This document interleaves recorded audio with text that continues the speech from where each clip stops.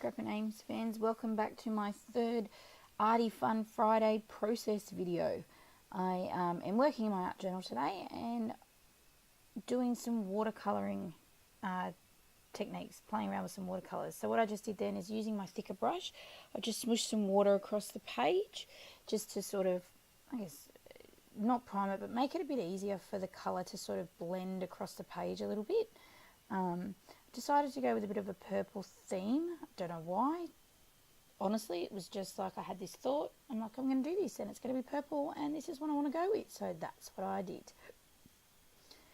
So just using, I was originally going to use my water brush that I have, but it's too thin and I wanted that real thick brush stroke look. So I've gone with my thick brush and just smooshed it into the circular watercolour paint palette as best as possible. I'm just spritzing the page with a bit more water just to help move the paint around a little bit more, smoosh it out a little bit. But what it also did was, and it was a bit of an unexpected effect, was it gave like a spotted sort of faded effect in certain areas, which looks really cool, which you might see in the close-ups. You can't see it on camera now. It's really faint, but it looks really cool up close.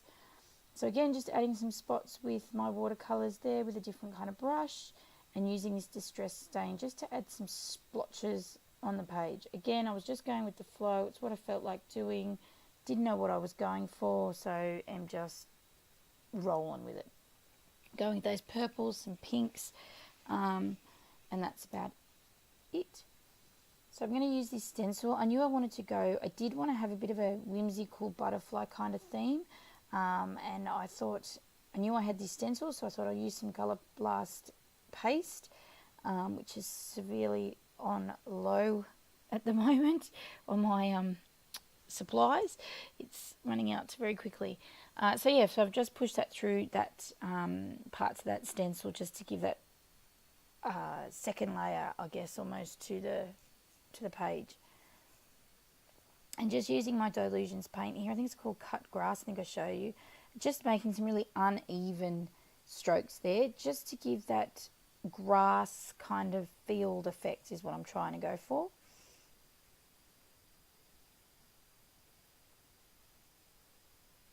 So just unevenly, just splattering it down the page there, as I said, just to give that little effect. And really all I used was a tiny drop of paint, a bit of paint that was in the lid. I didn't have to use too much at all to get that whole bottom bit nicely covered.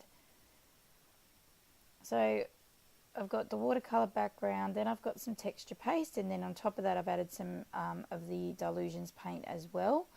I do dry between layers. I didn't dry between the two different watercolour, like between painting the purple and doing the pink spots, and that kind of gave them that sort of, almost like, I guess, like a bleeding effect kind of thing that sort of smooshed out a little bit. I don't know what the right word is, and it's late at night and I'm trying to think and do this as well.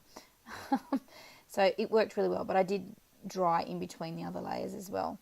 So just getting this little scripty font kind of stamp, background stamp, and just lightly stamping it across the back of the, or around the page in general.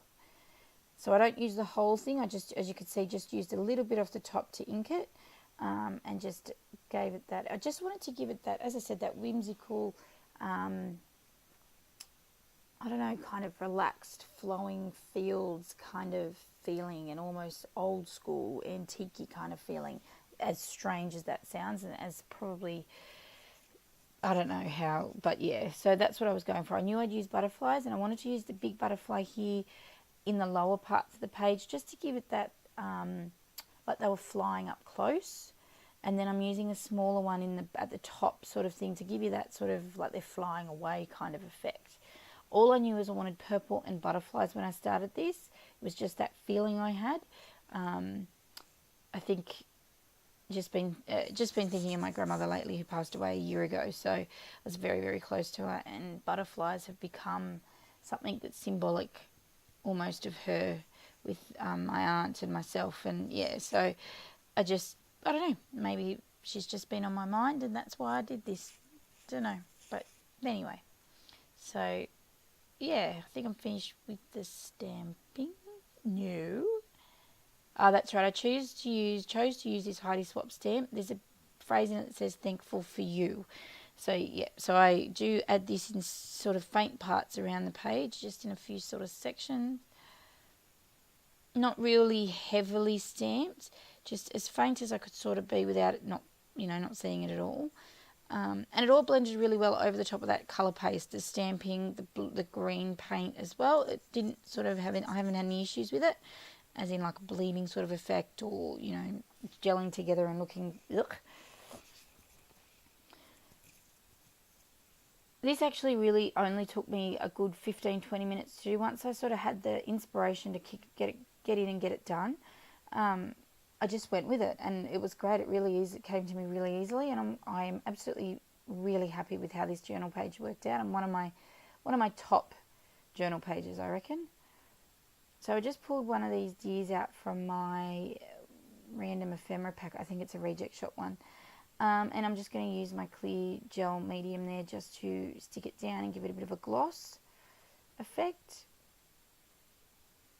I just wanted to add something to the grass section. I didn't want to stamp in it, even though I did actually add like a phrase down the bottom. It was only really faint, but I just felt it needed something to give you that sort of, you know, field of dreams kind of look.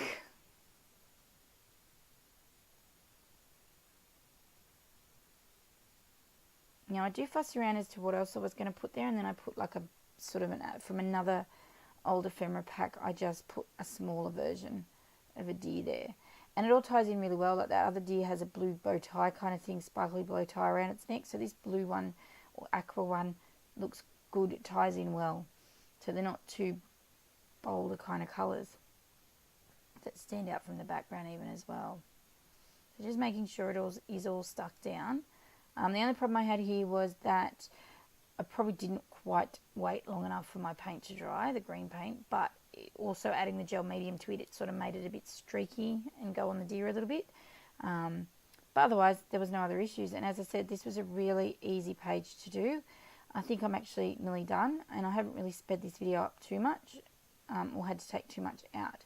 So, oops, sorry, that was a big blur. So I'm just adding some Heidi Swap Shine in the mint colour to it, just to tie in a bit more of that green, and then that is done.